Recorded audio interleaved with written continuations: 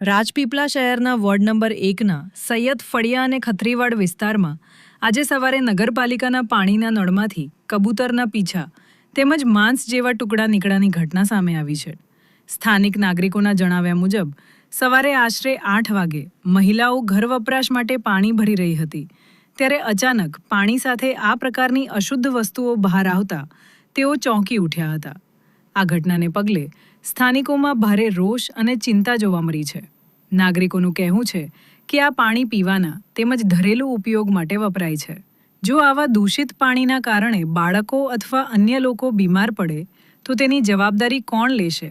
તેઓએ વધુમાં જણાવ્યું કે નિયમિતપણે નગરપાલિકાનો વેરો ભરવા છતાં જો પીવાના પાણીની આવી હાલત હોય તો તે અત્યંત ગંભીર બાબત છે.